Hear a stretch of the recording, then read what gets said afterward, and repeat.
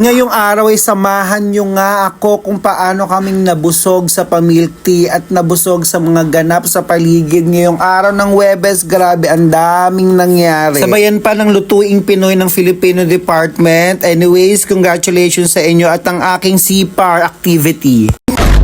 Hi Huskies! For today's video ay marami pong ganap, maraming kabusugan at ang daming nangyari dito sa paaralan. Pero bago natin ipagpatuloy ang kwento, please support me by liking the page, sharing the videos, at mag-comment na rin po kayo ng gusto nyong i-shoutout. So ngayong araw nga ng Huwebes ay simulan natin sa pagpapasama sa akin ni Miss D sa labas upang bumili ng kanyang distilled water dahil medyo upset ang kanyang tiyan, 2 weeks na. At napabili nga din siya ng gulay kasi kanina nung naglalakad kami may tumawag bigla sa kanya ng mamang ganda mo, kaya bumili siya ng gulay. Dahil for the healthy living na nga si Miss D, kahit anong gulay pang bigay mo sa kanya at kahit anong gulay pang ialok mo sa kanya, bibilin niya yan for sure. Today nga ay nagkaroon ng lutuing Pinoy. Ito po ay isa sa mga activity ng Filipino Department. Isa lamang po yan sa activity nila at napakadami pang event hanggang sa magkaroon na ng culminating sa katapusan ng buwan ng Agosto. Abang-abang lang tayo kasi napakarami pang magaganap. Nagkaroon na rin sila pala ng singing contest. Mga awiting Pilipino o original Filipino music. Ito ay nangyari na nung isang araw pa. May mga activity rin on the side kagaya ng pasayaw sa PE at meron din pong pasipar. Yes, meron din po akong activity sa CFAR. Walang iba kundi ang kanilang performance. Kasama na po ang kanilang pag-aarte, pagkanta at pagsayaw. All in one na. Drama, isama mo na rin. Kung mapapansin niyo ako ay nag-feel out dito dahil mga ka-Huskies, grabe, have good news for you. Kung maalala nyo nung huli kong vlog last Friday, medyo devastated ako doon at malungkot dahil inakala kong hindi po ako makakapasa sa exam, sa entrance exam po ng doctorate. Pero dininig ng Bathalang Emre ang ating panalangin at ito na siguro ang ating bugna na pagpatuloy natin ang ating paglalakbay. Kaya naman nung nalaman kong nakapasa ako sa entrance exam ng doctorate, grabe, agad-agad kinausap kagad ako ni Dayan. Inasikaso namin kagad yung mga gagawin namin. Kaya naman habang wala akong klase, ito na po yung natupag namin. Nag-asikaso na kami kasi kailangan po namin email back pabalik sa kanila at mag-aantay lang kami ng email ulit papunta sa amin para makapag-proceed po kami sa payment. Pero alam nyo ba ka-Huskies, meron pa akong isang problema. Ito ay kung paano ako mag-e-enroll dahil wala pa po akong cash at wala pa po akong sapat na salapi upang makapag-enroll. Bahala na po ulit ang ating Bathalang Emre. Baka meron siyang isend sa ating isang tao na bigla mag-chat sa atin na, Sir Brags, kailangan mo ba ng pera? Sige, i-pledge ko na sa'yo. Ano bang GCash number mo? Uy, sana all, Bathalang Emre. Pagkatapos ng ganap sa registration form, ay pinuntahan ko na nga yung mga Jonakis ko sa Food Lab. Dahil after nilang magluto sa pagsali nila sa lutuing Pinoy ng ginataang bangus, nagluto po sila ng own version ng sardinas para ipakain sa iba nilang classmates na hindi po nakatikim at hindi po nakakain ng ginataang bangus na niluto nila. Dahil limitado lamang po ang kanilang naluto dahil sa sobrang mahal ng bangus, grabe, naloka ako. Nung namimili na yung mga anak ko, grabe, ang sinabi nila sa akin, Sir Brags, 360 po ang kilo ng bangus. Ganun kamahal ang bangus dito sa Kogyo Market, dito sa Gate kung tawagin. Wala pang resulta kung sino nanalo. Abangan pa namin sa katapusan ng Agosto sa kanilang culminating program. Pero hoping naman kami na manalo kami. Pero kung hindi pa rin, ayos lang yun. Ang mahalaga po ay nagkaroon sila ng experience na maranasan itong mga gantong mga patimpala. Shout out nga pala to JM Esteban dahil nag-pledge po siya ng bigas. Ganun din po sa ibang nag-pledge sa amin upang maging matagumpay ang pagluluto ng grade 11 Dauntless. At ngayon pa lang, I am so proud of you mga anakis ko. With no reason at kahit hindi pa December, grabe, may nag-alasanta po at nagpakapi po sa aming faculty. Yes! Kaya naman maraming salamat sa Santa, Little Big Santa na si Sir Josh. Maraming